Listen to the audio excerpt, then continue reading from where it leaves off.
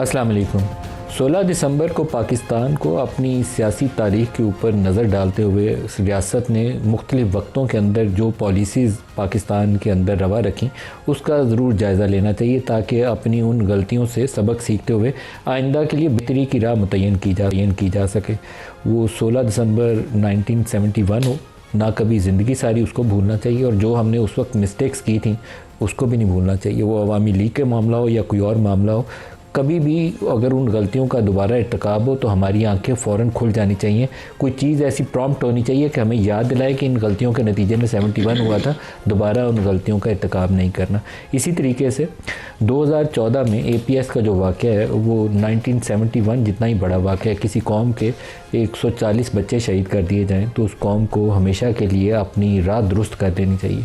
तो हमें इस गलतियों से सबक सीखते हुए आइंदा के लिए बेहतरी की राह मुतय्यन करनी चाहिए, और सबको ये सबक सीखना चाहिए। सिर्फ कोई एक ग्रुप ऑफ सोसाइटी या एक सेगमेंट ऑफ सोसाइटी नहीं है, बल्कि इस कौम के जो बड़े हैं, मुख्तलिफ रियासती इदारे हैं, सारों को एक सर्टन लाइंस ड्रॉ करनी चाहिए कि ये हमारी रेड लाइंस हैं, इसको क्रॉस नहीं करना। तो आज के प्रोग्राम में इन दोनों इश्यूज़ पर भी बात करेंगे, और पाकिस्तान की इकॉनमी के हवाले से अभी 71 का जिक्र किया तो बांग्लादेश के ऊपर कहा जाता था कि वहाँ एक तिनका नहीं कपास का उगता, तो वो करेंगे क्या? झूठ होती थी, कपास पाकिस्तानी साइड पे होती थी, लेकिन हम 14-15 मिलियन कॉटन बेल्स पैदा करते करते अब 4-5 मिलियन बेल्स पे आ गए। टेक्सटाइल की प्रोडक्ट्स हमारा मेन स्टे हुआ करता था। आज से 20 साल पहले भी कोई 15-16 बिलियन डॉलर की हम टेक्सटाइल की बरामदात करते थे, अभी भी खैर से उतनी ही करते हैं। बांग्लादेश जहां कॉटन का हम कहते थे एक टिंका नहीं होता, वो 40 अरब डॉलर की बरामदात करता है, और रेडीमेड गारमेंट्स में वो लीडिंग एक्सपोर्टर है दुनिया में। हम पीछे रह गए हैं, मार खा के कहीं हमारी जगह ही नहीं है। तो प्रोग्राम के आगाज़ में हमें ज्वाइन कर रहे हैं मिफ्ता इस्माइल साहब, साबिक वज़ीर। मिफ्ता साहब, आपको प्रोग्राम में खुश आमदीद कहता हूँ। इसके अलावा स्टूडियोज़ में हमारे साथ हैं आबिद शेर अली साहब, रहनुमा है पाकिस्तान मुस्लिम लीग नवाज से, और सेनेटर पलविशा खान है पाकिस्तान पीपल्स पार्टी से, और शहरियार अफरीदी साहब हैं पाकिस्तान तहरीक इंसाफ से। सबको प्रोग्राम में खुश आमदीद कहता हूँ। मिफ्ता साहब, आप फरमाइएगा, ना पाकिस्तान से बरामदात बढ़ रही हैं, ना पाकिस्तान में मैन्युफैक्चरिंग के शोबे में नई सरमायाकारी आ रही है। लार्ज स्केल मैन्युफैक्चरिंग का जो नंबर है पिछले 3 साल मुसलसल नीचे रहने के बाद पहला क्वार्टर है जिसमें वो पॉजिटिव नज़र आ रहा है 4% के ऊपर। तो हमारे हालात इस वक्त बहुत पतले हैं। अनएम्प्लॉयमेंट बढ़ गई है, क्योंकि मैन्युफैक्चरिंग में सरमायाकारी नहीं आएगी तो एम्प्लॉयमेंट जनरेशन नहीं होगी। तो कौन सा ऐसा शोबा है जिसमें हम तरक्की लोगों को बताएं कि बेहतरी हो रही है, आगे बढ़ रहा है पाकिस्तान? नदीम भाई शुक्रिया। देखें, सच्ची बात यह है कि 2-3 साल पहले हम एक जगह पे आ गए थे जहाँ पे डिफ़ॉल्ट का चांस था।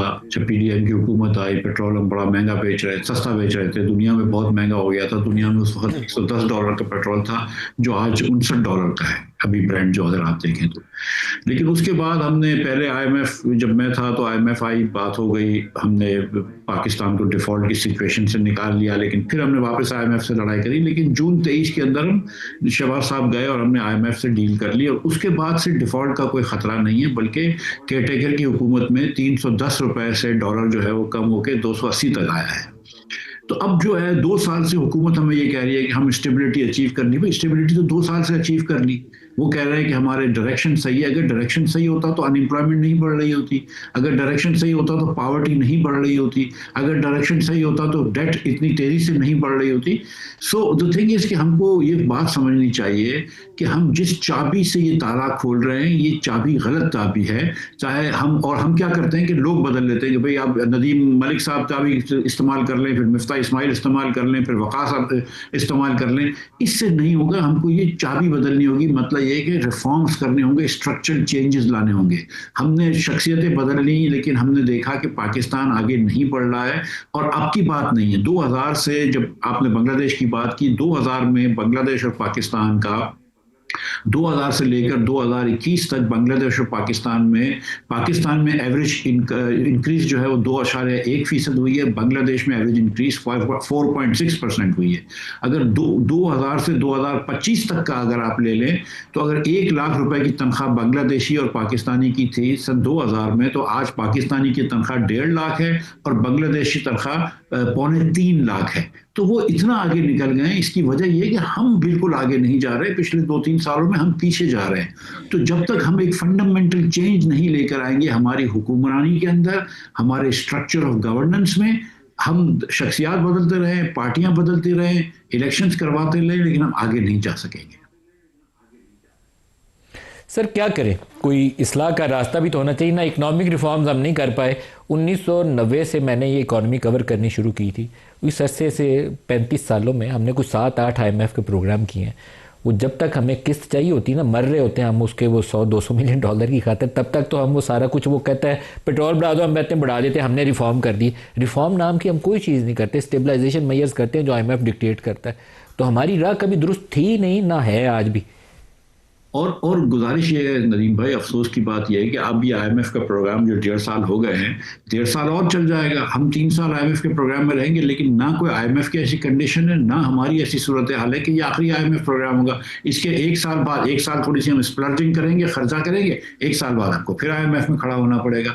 हमको यहाँ पे जो हमको कैपेसिटी बनानी थी, जो हमको बरामदात को बढ़ाना था, वो हम नहीं बढ़ा सके। आज पाकिस्तान के अंदर इस पूरे खित्ते में और हम पल्ला ममालिक में हम सबसे महंगी बिजली बेचते हैं, सबसे महंगी गैस बेचते हैं और सबसे ज्यादा टैक्स रेट्स हैं।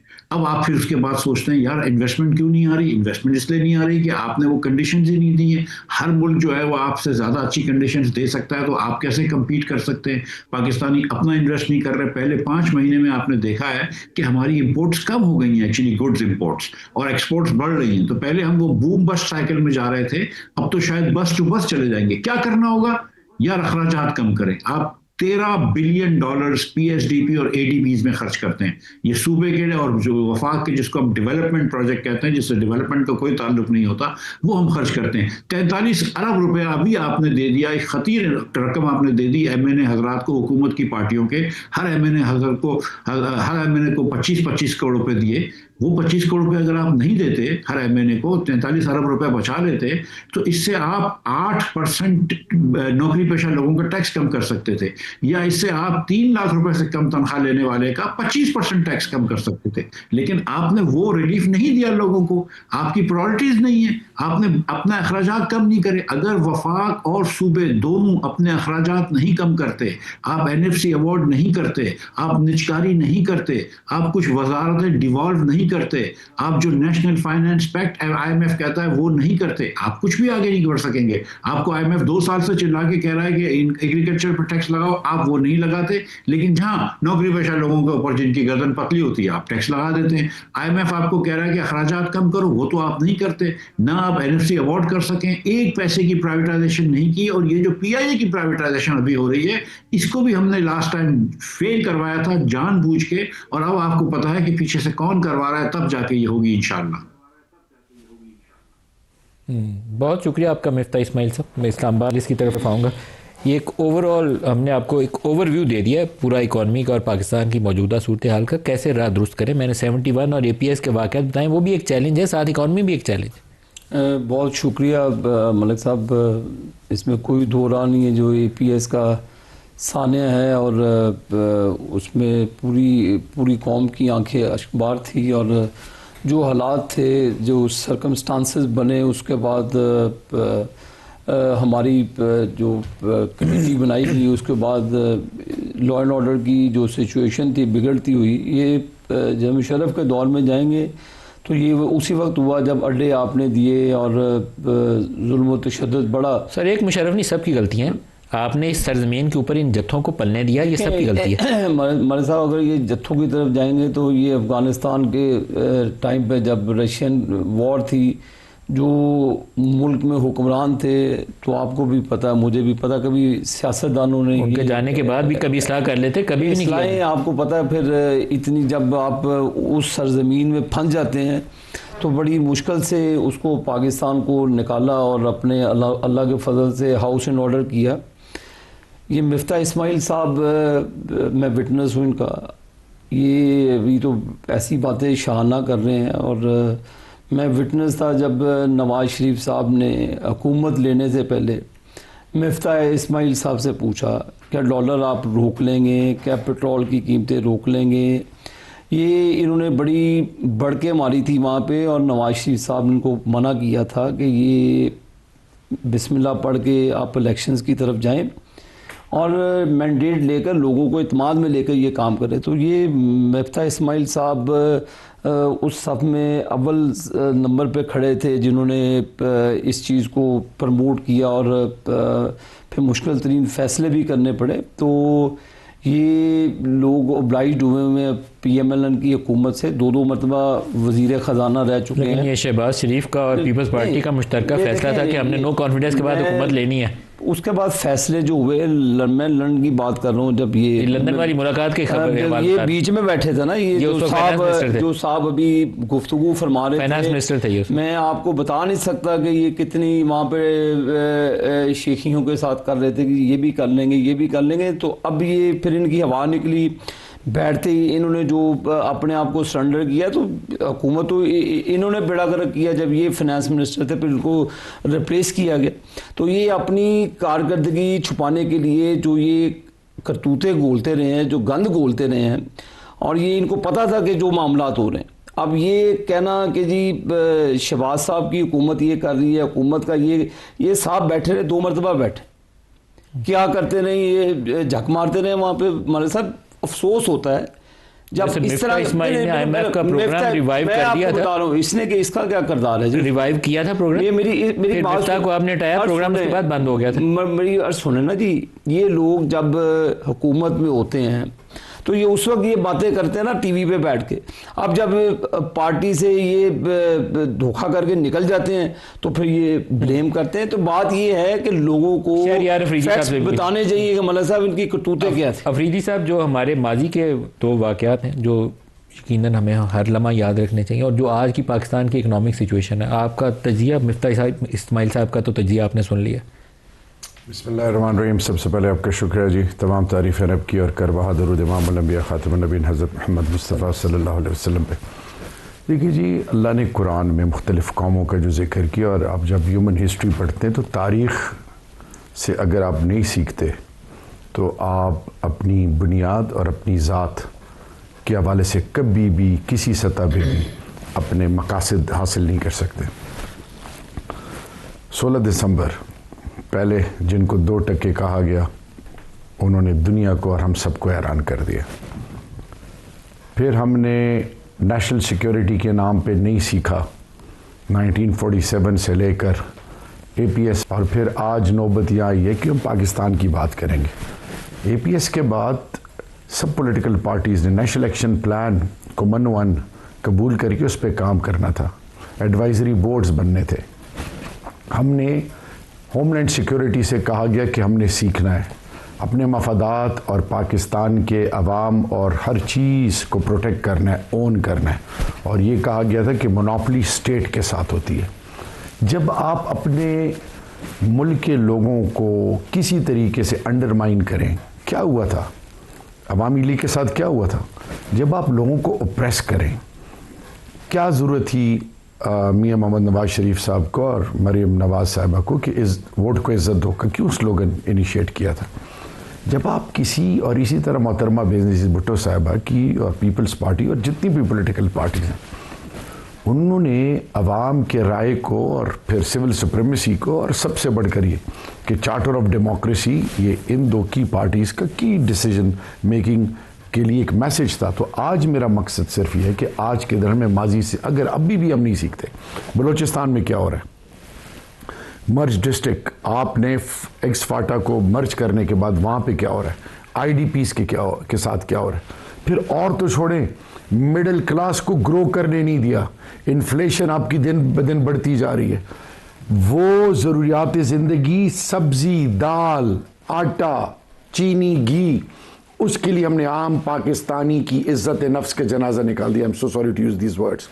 फिर आपने किसान के साथ क्या किया, आपने और हमने कहा था कि एग्रीकल्चर कंट्री है, आपने और मैंने, पूरी दुनिया हमें ये बताया गया और हमने पढ़ाया कि जी हमारे कैनाल सिस्टम, दुनिया में सबसे बड़ा कैनाल सिस्टम पाकिस्तान का है।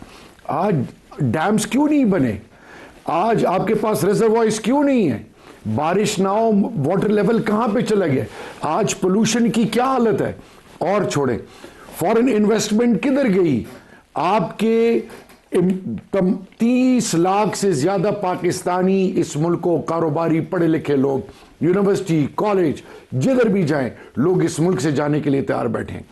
क्यों लोग इनसिक्योर फील कर रहे हैं? Flight of capital, brain drain, यहां से पैसा जा रहा है बाहर। जब आप ओन नहीं करें, जब आप लोगों की इज्जत नफ्स के साथ खिलवाड़ करें, उनको प्रोटेक्ट करें ना करें। पीपल्स पार्टी के साथ क्या हुआ, नून के साथ क्या हुआ? आज अगर एक दूसरे को गिराना है, इसको इक्तदार देना है, इसको प्रोटेक्ट करना है, इसको प्रमोट करना है, इसको अंडरमाइन करना है, अगर तवज्जो इधर हो तो वो जो नेशनल इंटरेस्ट है, जो मुल्की मफादात हैं, उनकी अनफॉर्चुनेटली फिर वो जब कॉम्प्रोमाइज्ड होते हैं तो फिर आपके पास अलार्मिंग फिगर्स आते हैं। एक चीज और मैं आपको बताता चलूं, खुदा के लिए इस मुल्क पर रहम किया जाए। इसलिए रहम किया जाए कि आज पाकिस्तान का यूथ बड़ा वाइब्रेंट है और पाकिस्तान के यूथ को अपने दलील से कन्विंस करना होगा, उनको विन ओवर करना होगा।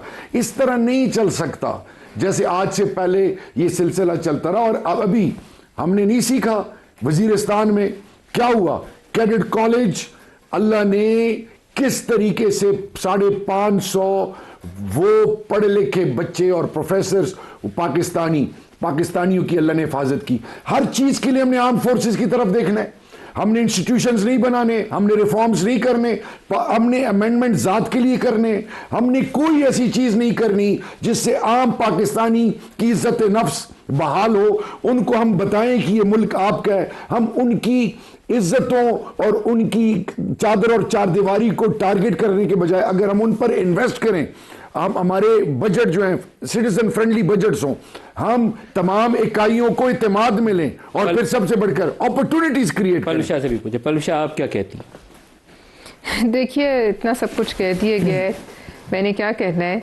एक तो आज का दिन एक ये बड़ी मनहूस तारीख है, वैसे ही इस मुल्क के लिए तारीख कोई अच्छी तारीख साबित नहीं हुई। किसी भी दिन को मनहूस नहीं कहना चाहिए, अपनी गलतियों से सबक सीखना चाहिए। मैं तो इस नजरिए का बात सही है, लेकिन उन तमाम लोगों के लिए जिन्होंने एक तो सकूत ढाका देखा और उसको एक्सपीरियंस किया, वो तो इसको मनहूस ही जानेंगे। और वो तमाम माँ बाप जिनके बच्चे आज अगर होते तो जवान होते, उन्होंने बच्चे खोए, उनके लिए भी ये दिन कोई उन सारे वालिदैन को हौसला दे, पूरी कौम को कभी दिन नहीं भूलेगा, बड़ा गम का दिन होगा।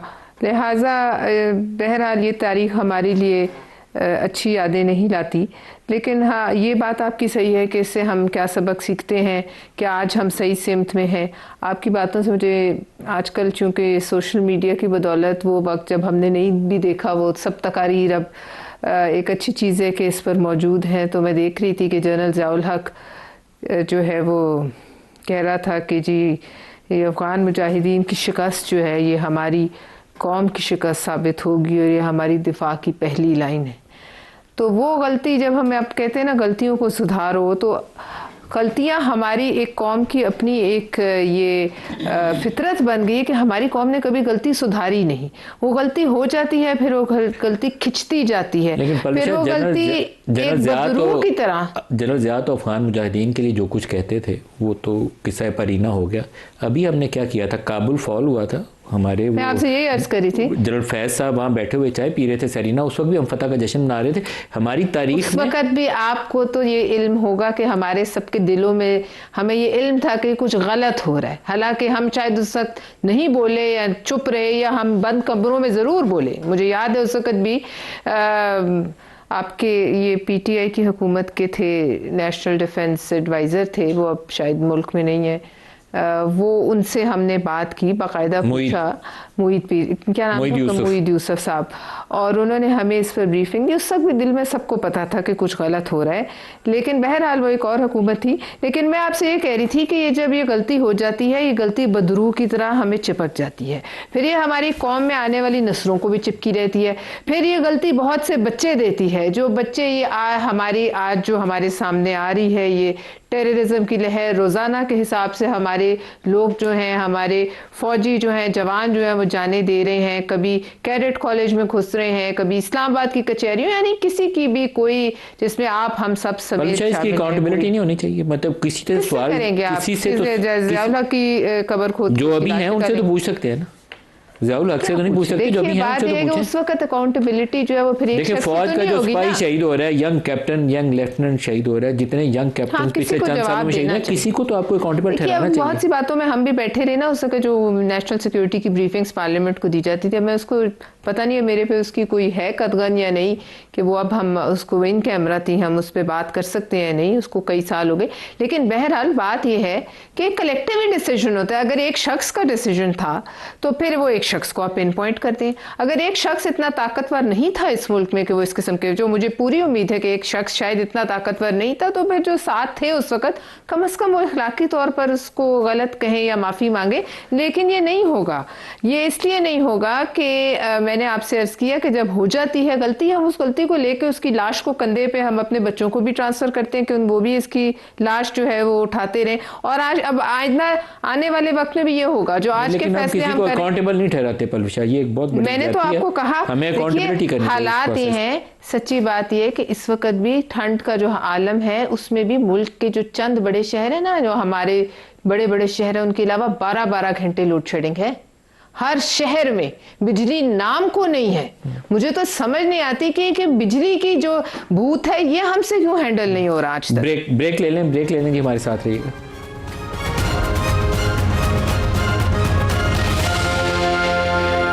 Welcome back. अगर 71 के बाद मामलात में से एक सिर्फ लेसन ड्रॉ करना हो तो अवामी लीग के साथ जो कुछ सलूक रवा रखा गया, इससे कतई नज़र के बाद में उसने क्या किया, उसको अवॉइड करना शायद हमारी पॉलिसी का एक लाजमी जुज़्व होना चाहिए। आबिद शेर अली साहब, आज आपको लगता नहीं है कि आज भी हम वो बाज़ गलतियाँ ऐसी दोहरा रहे हैं जैसे उस वक्त की थी? नहीं मलिक साहब, बात गलतियों की नहीं है। बात अभी अफरीदी साहब गुफ्तगू फरमा रहे थे, वह जो हमने चार्टर ऑफ डेमोक्रेसी साइन किया बीबी के साथ मिलकर, हमने जनरल मुशर्रफ को निकाला, हमने जो उनकी पावर थी 52 भी वो सारी हमने ख़त्म की, वापस हमने पार्लियामान को इज़्ज़त दी। अभी वोट को इज़्ज़त, ये वोट ही को इज़्ज़त है ना जी, लोगों को प्रोटेक्ट करना। अब पंजाब के अंदर CCD बनाई हुई है, लोगों को तहफ़्फ़ुज़ है, ज़मीनों पे कब्जे हैं जो लोगों के। CCD जो है आपको पता है एक्स्ट्रा जुडिशल किलिंग कर रही है, बंदा पकड़ दिए सड़क पर ले जाती है, कोने में गोली मार देती है। 20-20, 30-30 सालों से लोगों की ज़मीनों पे कब्जा किया हुआ है। 15-15 दिनों में लोगों के कब्जे छूट रहे हैं, लोगों को बंदा मार दिया पंजाब में एक्स्ट्रा जुडिशियल किलिंग के नतीजे में। कौन सा को गलत काम किया, मुझे बताएं कि कौन सा गलत काम किया। मलिक साहब देखें, अदालती निज़ाम से बाला होकर जब भी आप कत्ल करेंगे, अदालती निज़ाम है मलिक साहब, कौन सा अदालती? ये तो आपकी नाकामी है सर रियासत। नहीं, हमारी रियासत की नाकामी नहीं है ये जब गुट्टू CU वाले सर या साकिब निसार जैसे लोग आएंगे ना, बजाय अपने घर को इन ऑर्डर करना, अपने अंदर रिफॉर्म्स लाना, अपनी आईनी अदालतों को ठीक करना, लोगों को इंसाफ देना, उसको छोड़कर आप डैम बनाने के लिए फंड जमा कर रहे हैं, आप लोगों की बेइज्जती करने के लिए। सर गलत है सर, गलत काम कौन करेगा? आसमान से अल्लाह ने फरिश्ते, लेकिन सड़कों पे ले जाके गोली मारना भी गलत है। जो आपके ऊपर किस दिन केस बनना है आपकी जमात के ऊपर, कोई बात पंजाब हुकूमत के खिलाफ पूरी चार्जशीट है। लोगों के साथ जाके देखे, सुकून की नींद सोते हैं आज अल्लाह के फजल से। लोग आज क्राइम कम हो गया, 500-700 बंदा मारा है, उसमें से 10 गलत मारे होंगे, वो 10 का जवाब कौन देगा? सर कोई मौलवी मारा, कोई किसी को, सारे गुनाहगार लोग हैं, 20-20, 30 लोग कत्लों में इन्वॉल्व। लेकिन किसने इख्तियार दिया? छोड़ दें, किसने इख्तियार दिया पुलिस वाले को जाके गोली मार? घर उजाड़े उन्होंने, कितने खानदानों को उन्होंने सफा हस्ती से मिटा दिया। सर आप 100 इख्तिलाफ करें, हम इस पर, हमने लोगों से वोट लिया, इस पे लोग सड़कों पे गोली मारने पे वोट लिया। सर कौन सी सरेआम गोली मारते हैं लोग? अब ये सारी सरेआम है, कोई गलत काम किया, सारी गलत है। तो हमारे अब रहमान डकैत की कोई फिल्में तो नहीं बनती, अल्लाह के फजल से सारी चीजें। ये रहमान डकैत वाला जो आप नहीं सर, मैंने आपको जो चीज की है इंसाफ होता नजर आ रहा है, आपको चाहे अच्छा लगे और कोई तरीका नहीं अदालतें दें। सर मेरे मलिक साहब, अभी मैंने तो 1 मिनट भी नहीं लिया, मेरे भाई ने अभी बात बड़ी लंबी चौड़ी की है। गवर्नमेंट इनकी 13-14 साल से ज्यादा होगी KP के अंदर, काफ़ी अरसा होता है 14 साल का।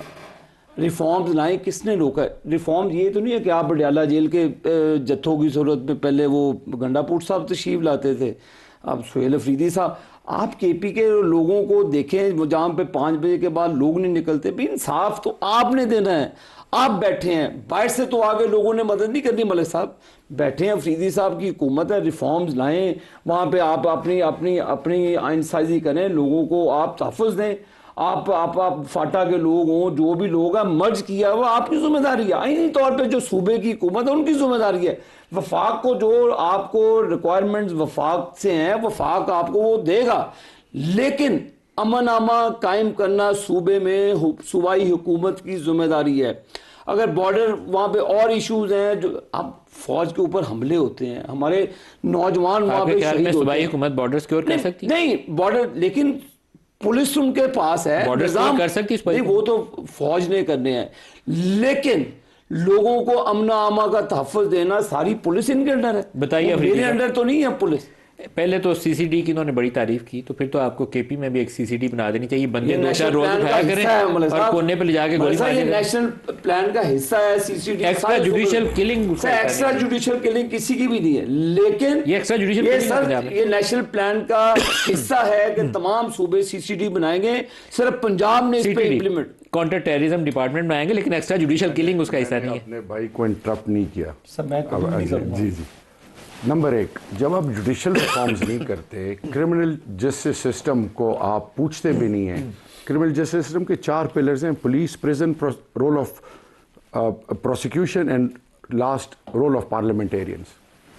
सबसे इंपॉर्टेंट चीज़ ये है कि जब आप अपनी ज़ात को प्रोटेक्ट करें और आप कानून साजी तो ना करें लेकिन सहारे लेने शुरू करें, ये हक किसने दिया आपको या मुझे कि मैं किसी का कत्ल करूं? Who has given this right?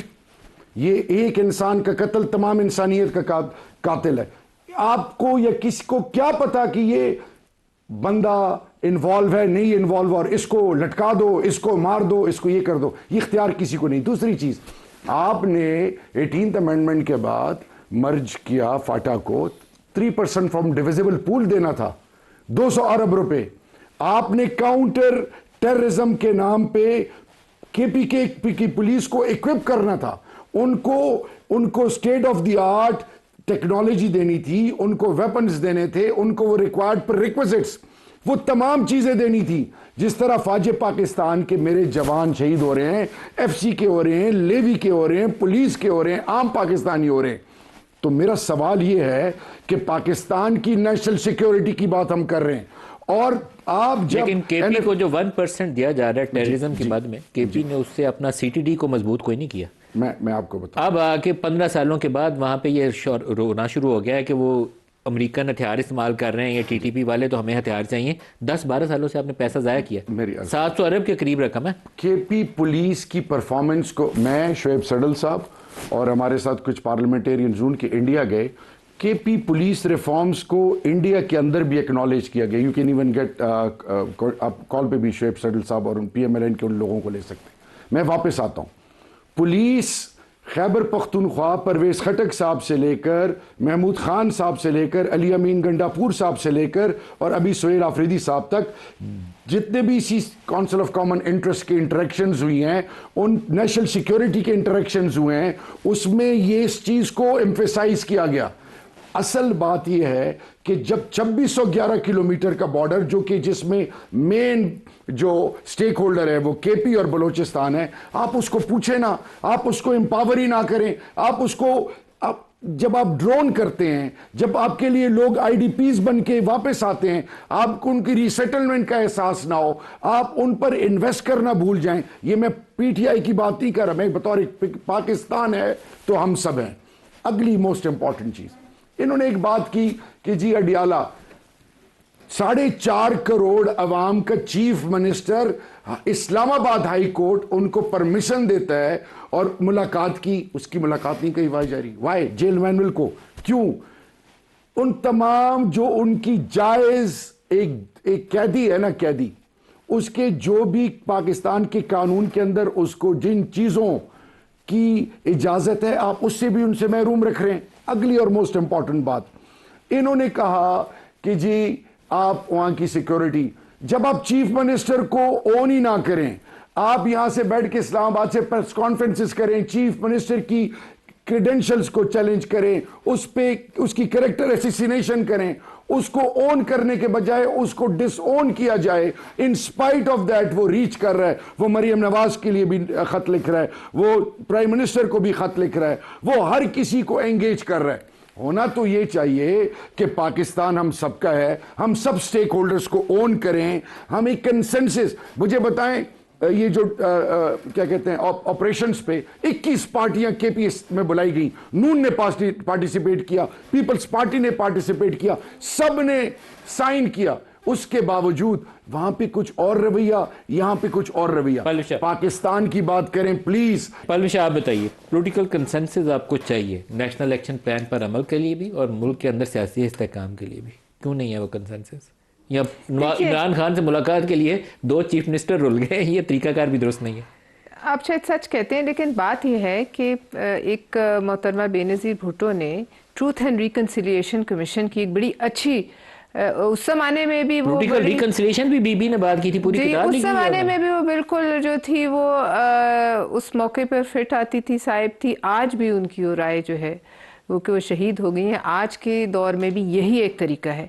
क्या तमाम पॉलिटिकल पार्टीज़ में ये इतना हिम्मत और हौसला है सच बोलने का और रिकन्साइल करने का?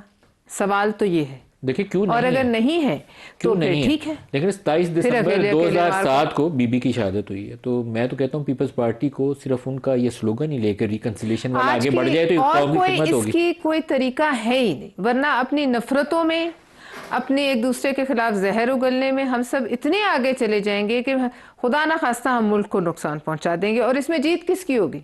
देखिए आप आज एक 2 फ्रंट वॉर सिचुएशन में नहीं है। 2 फ्रंट वॉर है और एक अंदर से वॉर है, फेस कर रहे हैं। एक फ्रंट तो हमारे अंदर है, इंटरनल जो यूनिटी है उसके ऊपर और एक फ्रंट तो अंदर है ना, वो तो अंदर से भी बॉम्ब ब्लास्ट होते हैं, खुदकुश फटते हैं। उससे निपटने के लिए आप लोगों की यूनिटी चाहिए, आप लोगों की यूनिटी और हार। मैं तो ये बिल्कुल इस बात की कहती हूँ, फेवर करती हूँ कि ट्रूथ एंड रिकन्सिलिएशन कमीशन होना चाहिए। चाहे आप उसे अभी शुरू करें, आज नहीं, साल नहीं, 2 साल बाद, कहीं ना कहीं कोई ना कोई एक आखिरी बात। देखिए दूसरी बात, मैं इस मौके का फायदा उठाते हुए कहना चाहती हूँ कि जो रहमान डकैत की बात की आबिद शरीली साहब ने, वो उसकी स्क्रिप्ट रॉ की स्क्रिप्ट है, इसमें आप बिल्कुल 2 राय ना रखें। उसकी स्क्रिप्ट रॉ और मोदी की स्क्रिप्ट है, और ये एक इंतहाई मजमूम और घटिया मुल्क दुश्मन प्रोपेगेंडा किया है इंडिया ने, जिसपे तमाम कौम जो है मुश्तरका लानत भेजती है, तमाम पाकिस्तानी कौम। और हकीकत से उसका कोई ताल्लुक नहीं इस फिल्म का, गो के मैंने नहीं देखी, लेकिन हमें सिर्फ इसको सूबा सिंध के खिलाफ नहीं इस्तेमाल करना चाहिए, ये पूरे पाकिस्तान के खिलाफ उन्होंने ये काम किया है। और इसी तरह वो जो अभी ऑस्ट्रेलिया में आपने देखा वो अटैक हुआ, उसका उन्होंने सारा मुद्दा जो है, मेरे ख्याल में 5 मिनट गुजरे नहीं थे अटैक के कि वो पाकिस्तान पर डाल दिया। इंडियन नेशनल है और हैदराबाद से उसका ताल्लुक है, पता नहीं वो रॉ का एजेंट था, 3-4 दिन उन्होंने मुसलसल पाकिस्तान के ऊपर उन्होंने नाम ले लेकर सिर्फ मजे लूटे। हमें क्या पता जी वो कोई रॉ का एजेंट था। एक अफसोसनाक वाकया था कि उसको लिंक किया जाए किसी तरीके से। अफसोसनाक वाकया जो हुआ, और जो भी उसमें मुलव्वस है दहशतगर्दी में उसको सजा मिलनी चाहिए, लेकिन इंडिया का रवैया ये था कि वो मजे लूट रहे थे कि पाकिस्तान, बिल्कुल बोझ पाकिस्तान पे डाल रहे थे। आबिद शेर अली साहब, शहरियार अफरीदी साहब और पलविशा खान, सबका शुक्रिया। आज के लिए इतना ही इजाजत दीजिए, अल्लाह हाफिज।